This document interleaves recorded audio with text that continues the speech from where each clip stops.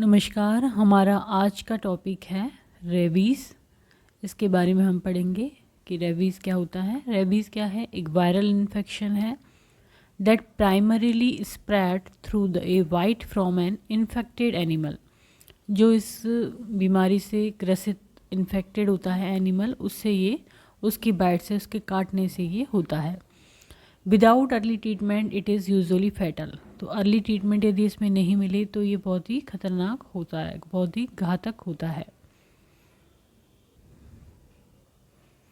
In countries where dog commonly have the disease, more than 99% of rabies cases are the direct result of dog bite. 99% जो rabies के case होते हैं वो किस वजह से होते हैं? डॉग बाइट की वजह से, अधिकतर कंट्रीज में। As saliva carries the virus rabies. जो वायरस रेबीज है वो किसके द्वारा जाता है? सलाइवा के द्वारा। Can develop if an infected animal bite someone. तो जो इन्फेक्टेड एनिमल है, रेबीज है जिसको, वो किसी को बाइट करता है तो ये उसमें पहुंच जाता है उसकी सलाइवा से। It can also occur if a saliva from an infected animal get into an open wound or through a mucous membrane such as eyes or mouth। या फिर वो सलाइवा जो है इन्फेक्टेड एनिमल की वो ओपन वुंड में चली गई है या म्यूकस मेम्ब्रेन में, आईज या माउथ में, तो हो जाता है। However, the virus cannot pass through unbroken skin। जो अनब्रोकन स्किन है वहाँ से वायरस पास थ्रू नहीं हो पाता है। It is an RNA virus of the rhabdovirus family. जो रेबीज वायरस है वो क्या है? RNA वायरस है। और ये कौन सी फैमिली से है? रेब्डोवायरस फैमिली से। That can affect the body in one of the two ways. दो की बॉडी को दो तरीके से अफेक्ट कर सकता है। It can enter the peripheral nervous system directly. ये पेरिफेरल नर्वस सिस्टम में डायरेक्टली एंटर कर सकता है। एंड माइग्रेट टू ब्रेन, और उसके बाद में ब्रेन में माइग्रेट हो जाता है। या फिर it can also replicate with in muscle tissue. या फिर ये क्या होता है? मसल टिश्यू में रेप्लिकेट होता रहता है। Where it is safe from the host immune system. और वहाँ पर ये सेफ रहता है किससे? जिस व्यक्ति में एंटर करा है उसके इम्यून सिस्टम से। From here it enters the nervous system through the neuromuscular junction. और फिर यहाँ से ये न्यूरोमस्कुलर जो जंक्शन होता है मसल्स और नर्व्स के बीच में, वहाँ से वो नर्वस सिस्टम में पहुँच जाता है। तो इस तरह से दो तरह हो गई। एक तो ये पेरिफेरल नर्वस सिस्टम के द्वारा पहुंचता है और दूसरा मसल से, मसल जो मस्कुलर और नर्व्स का जो जंक्शन होता है वहाँ से, न्यूरोमस्कुलर जंक्शन से। Once inside the nervous system, एक बार जब ये नर्वस सिस्टम में एंटर हो जाता है, the virus produce acute inflammation of the brain. और वायरस क्या करता है यहाँ पर? जो ब्रेन है उसका एक्यूट इन्फ्लामेशन कर देता है। Then coma and death soon follow. अब आता है रेबीज। टाइप कितने होते हैं रेबीज के? तो दो तरह का होता है ये। द फर्स्ट टाइप क्या है? फ्यूरियस और एंसेफेलाइटिक रेबीज। पहले टाइप का क्या नाम है? फ्यूरियस और encephalitic rabies. Occurs in 80% of human cases. ये होता है 80% जो भी ह्यूमन केस है उसमें। And a person with it is more likely to experience hyperactivity and hydrophobia. तो इससे जो व्यक्ति पीड़ित होते हैं वो कैसे, क्या अनुभव करते हैं? हाइपर एक्टिविटी और हाइड्रोफोबिया। देन आता है सेकेंड टाइप, जिसको कि हम कहते हैं पैरालाइटिक और डम रेबीज। पैरालाइटिक और dumb rabies causes paralysis as a dominant symptom. इसमें क्या होता है? पैरालिसिस हो जाता है और ये एक डोमिनेंट सिम्टम होता है। तो एक में तो एक्टिव हो रहा है और एक में पैरालिसिस हो रहा है। पहले का नाम क्या है? फ्यूरियस और एंसेफेलाइटिक रेबीज, जबकि दूसरा टाइप है पैरालाइटिक और डम रेबीज।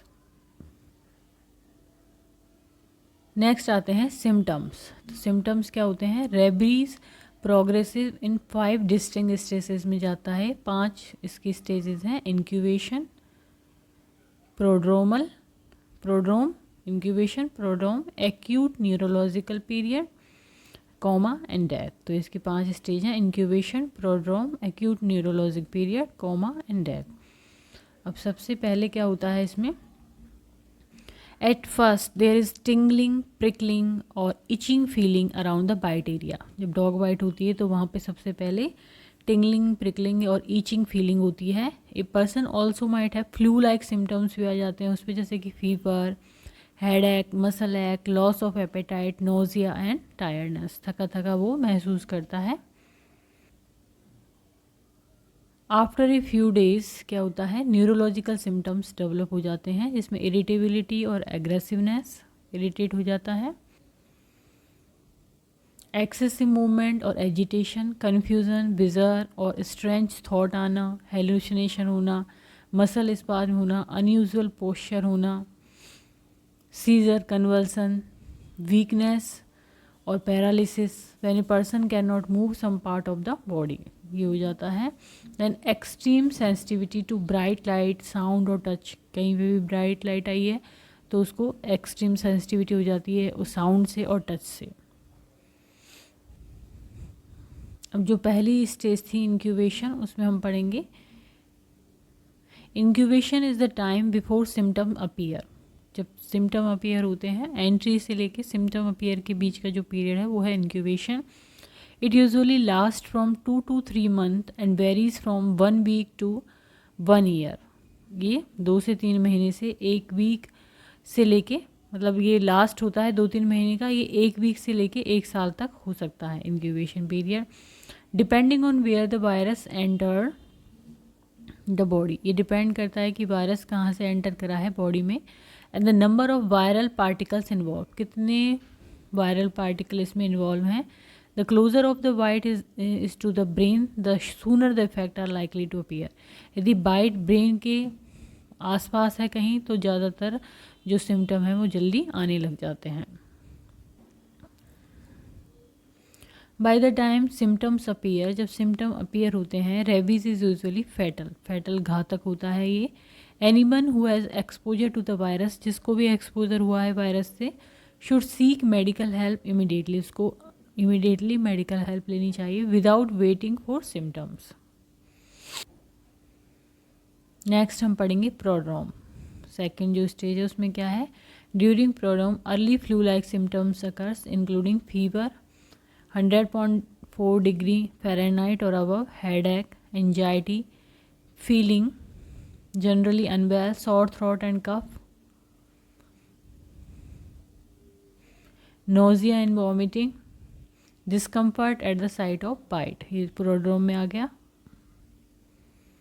देन आता है एक्यूट न्यूरोलॉजिक पीरियड। इसमें क्या है, during this stage neurologic symptoms develop including confusion, aggression, partial paralysis, involuntary muscle twitching, rigid neck muscle, convulsions आना, hyper ventilation and difficulty breathing, hyper salivation और producing a lot of saliva, frothing at the mouth, mouth में झाग जैसा आना, fear of water और hydrophobia होना, hallucination, nightmare and insomnia, नींद नहीं आना, प्रियापिज्म और permanent erection in male, photophobia और fear of light.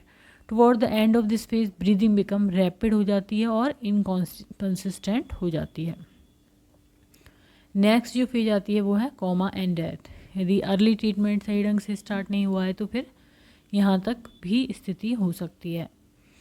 A person में enter coma and most people then die within 3 days. During the coma stage, even with supportive therapy, virtually no person survives rabies. Survive नहीं कर पाता।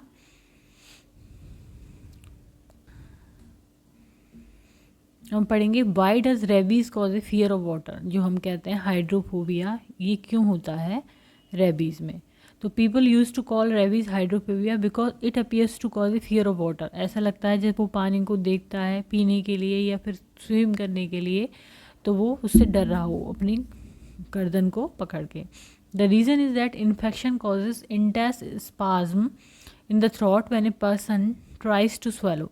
जब भी व्यक्ति swallow करने की कोशिश करता है कुछ तो उसके क्या है, थ्रोट में स्पाज्म आ जाता है, intense spasm.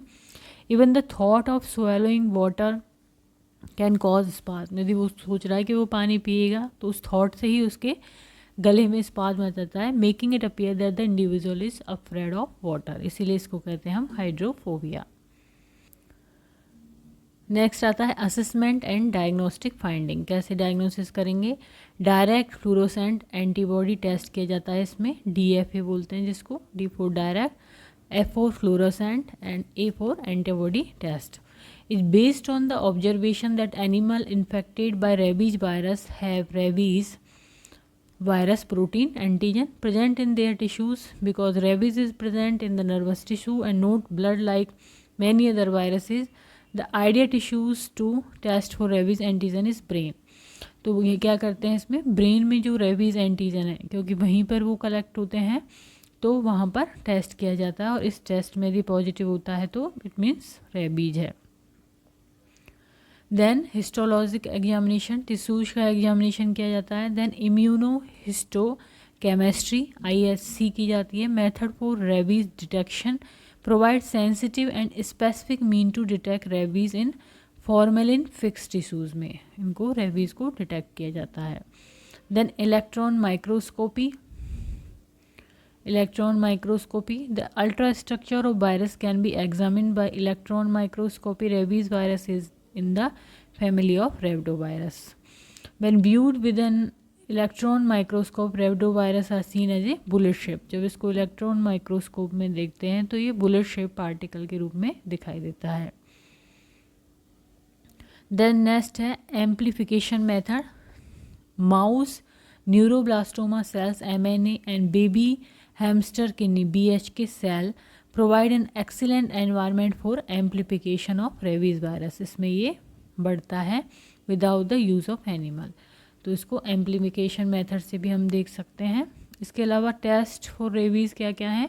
Saliva test, skin biopsy, small sample लेते हैं स्किन का from the back of the neck से, cerebro spinal fluid lumbar puncture करते हैं, ब्लड टेस्ट, MRI इसके टेस्ट हैं। देन आता है ट्रीटमेंट।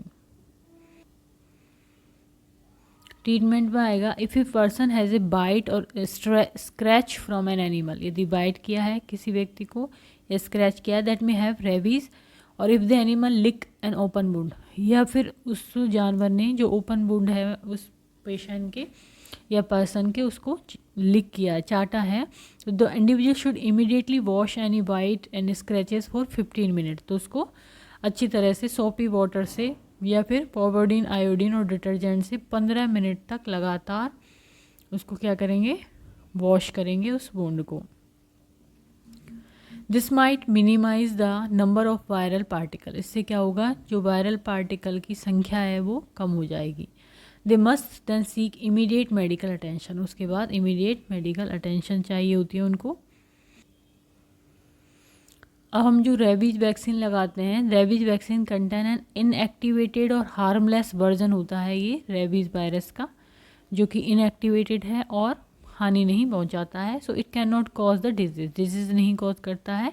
ये क्या करता है, it triggers the immune response to produce antibody, ये केवल ट्रिगर कर देता है कि हमारे अंदर जो भी पेशेंट है उसके अंदर एंटीबॉडी डेवलप हो रेबीज़ के खिलाफ, which remain in the body and help protect against future rabies infection, तो उसको वो प्रोटेक्ट करे और आगे फ्यूचर उसको इन्फेक्शन नहीं हो।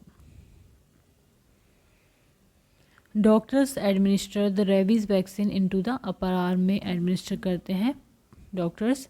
Then pre exposure protection require 3 doses of rabies चाहिए होती हैं वो वैक्सीन अक्रॉस 28 डेज़ के लिए। प्री एक्सपोजर प्रोटेक्शन में 3 डोजेस 28 डेज़ में। देन आता है रेबीज़ इम्यून ग्लोबुलिन, ये क्या है, वैक्सीन है। This provide protection right away while the vaccine start working. Rabies vaccine कैसे दी जाती है, this is given as a series of 4 doses on the day of 0 day पे, 3 डे पे, 7 डे पे एंड 14 डे पे। Day 0 is the day of the first dose, 0 को क्या माना जाता है, first dose. People with a weaken immune system get an extra dose on day 28, जिनकी इम्यूनिटी वीक है उनको एक एक्स्ट्रा डोज दी जाती है डे 28 पे। Then animal that bite the person should be observe for 10 days, जिसने बाइट किया है उसको ऑब्जर्व किया जाता है एनिमल को 10 दिन के लिए। See if they show sign and symptoms और रेबीज, यदि वो साइन एंड सिम्टम्स दिखाते हैं रेबीज़ के वो animal. If the animals remain healthy then person don't need rabies shot और वाइस वर्सा। जब वो 10 दिन तक उसको कुछ प्रॉब्लम नहीं है, कोई साइन नहीं बता रहा रेबीज़ के, तो उसको रेबीज शॉट की ज़रूरत नहीं होती है पर्सन को। यदि वो बता रहा है तो रेबीज शॉट की ज़रूरत होती है। देन हम पढ़ेंगे प्रिवेंशन, इसके बचाव कैसे किया जाए। Rabies is a serious disease है, but individual and government can take step to prevent infection. इसमें स्ट्रेटजीज क्या क्या हैं। रेगुलर रेबीज़ वैक्सीन होनी चाहिए for pets and domestic animal के लिए। बैन्स और restriction on the import of animal from certain countries से बैन होना चाहिए। Wide spread vaccination of human in some areas में ह्यूमन को वैक्सीनेशन की ज़रूरत होती है। एजुकेशनल इंफॉर्मेशन होनी चाहिए, अवेयरनेस होनी चाहिए about rabies. Then enhanced access to medical care to people who receive bite, जिनको बाइट हुआ है उनको इजीली मेडिकल केयर उपलब्ध होनी चाहिए। Then side effect of rabies treatment क्या होता है। पेन, ईचिंग और swelling where you receive the shot, जहाँ पर व्यक्ति को शॉट मिलता है वहाँ पर खुजली हो सकती है। Nausea, headache, muscle pain and dizziness. अब हम पढ़ेंगे nursing diagnosis in case of rabies. पहला है ineffective breathing pattern related to asphyxia. दूसरा है imbalance nutrition less than body requirement related to decrease swallowing reflex. swallowing reflex decrease होने की वजह से imbalance nutrition. Then hyperthermia related to viremia. Then anxiety of the family related to exposure to information. Risk for injury related to seizure and weakness. Then risk for infection associated with open wound, open wound की वजह से। Then आता है nursing intervention. इसमें पहला है improve breathing pattern, place patient with proper body alignment for maximum breathing pattern. इस तरह से बॉडी का अलाइनमेंट होना चाहिए कि प्रॉपरली ब्रीदिंग पैटर्न हो सके। Then maintain a clear airway by encouraging patient to mobilize on secretion with successful coughing. Successful coughing करके सिक्रीशंस को मोबिलाइज करें और क्लियर करें एयरवे को। सक्शन सिक्रीशंस ज़रूरत हो तब। And encourage frequent rest periods and teach patient to pace activity. Rest period और एक्टिविटी में प्रॉपर बैलेंस। देन आता है इम्प्रूव न्यूट्रिशनल इनटेक। इसके लिए provide a pleasant environment, promote proper positioning, provide good oral hygiene and dentition. Consider 6 small nutrient dense meal instead of 3 larger meal daily to lessen the feeling of fullness. इस तरह से मील हो कि 6 small nutrient dense मील हो, किसके बजाय 3 larger की बजाय, जिससे कि फुलनेस फील नहीं हो। For patient with impair swallowing, coordinate with a speech therapist for evaluation और इंस्ट्रक्शन के लिए। Then determine time of day when the patient's appetite is at peak, जब उसकी एपेटाइट, उसको भूख अच्छी तरह से लग रही होती है, उस टाइम पे उसको ऑफर किया जाए highest calorie meal at that time. Then आता है third, maintain normal body temperature. इसके लिए adjust and monitor environmental factor like room temperature and bed linens as indicated. Second, eliminate excess clothing और cover को हटा दें। and give antipyretic medication as prescribed, जो भी prescribed है उसको दें। then आता है reduce anxiety। एंजाइटी को रिड्यूस करने के लिए interact with patient in a peaceful manner में उससे इंटरेक्ट करें। Accept patient defenses, don't dare argue और debate. Converse using a simple language and brief statement. Brief statement दें और सिंपल लैंग्वेज से बात करें। And explain all activities, procedure and issues that involve the patient. Use non medical terms and calm, slow और slow speech. तो जो भी हम एक्टिविटी कर रहे हैं, प्रोसीजर कर रहे हैं, वो पेशेंट को एक्सप्लेन करें और जो भी नॉन मेडिकल टर्म है उसका यूज़ करें और काम और स्लो स्पीच रखें। देन प्रिवेंट इंजरी के लिए क्या करेंगे, अवॉइड यूज़ ऑफ रीस्ट्रेंट का यूज़ कम करें। Obtain a physician's order if restraints are needed. If patient has a new onset of confusion, delirium, render reality orientation कराएं व्हेन इंटरेक्टिंग विद हिम और हर Ask family or significant other to be with the patient to prevent him or her from accidentally falling. उसका ध्यान रखें. Eliminate और drop all possible जो भी hazards हैं वहाँ पर उनको eliminate करें, जैसे कि रेज़र है, medications हैं, matches हैं. And place an injury prone patient in a room that is near to the nurses station. तो ऐसे रूम में रखें उसको जो कि नर्सेज स्टेशन के पास हों. देन प्रिवेंट इन्फेक्शन के लिए मेंटेन और teach asepsis for dressing changes and wound care. Wash hand and teach patient to wash hand before contact with the patient and between procedure with the patient.